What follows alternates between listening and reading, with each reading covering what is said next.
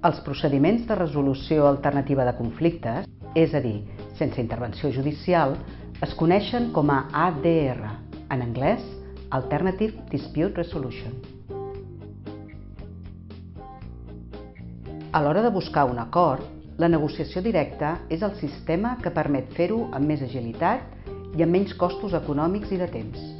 Les persones implicades poden controlar plenament tot el procés i adaptar-lo als seus ritmes i les seves necessitats, sense cap interferència externa.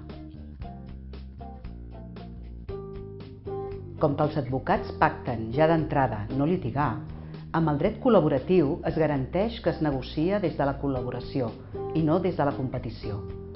Té la flexibilitat i la confidencialitat d'una negociació directa i alhora aporta la seguretat que dona la participació, en tot moment, dels advocats de les dues parts.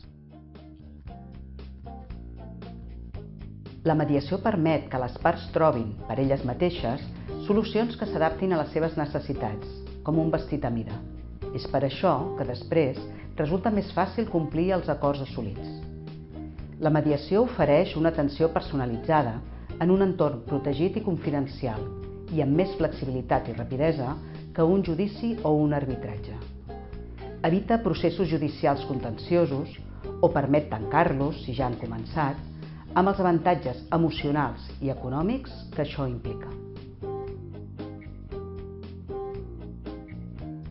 La conciliació permet que les parts implicades en un conflicte mantinguin el ple control sobre les decisions que es prenen, però amb l'ajuda d'un expert que aconsella solucions. Quan les parts prefereixen deixar en mans d'un tercer la resolució del conflicte, l'arbitratge és una bona solució, perquè poden triar un expert en la matèria perquè prengui la decisió. És un procés formal, però no té la rigidesa d'un judici.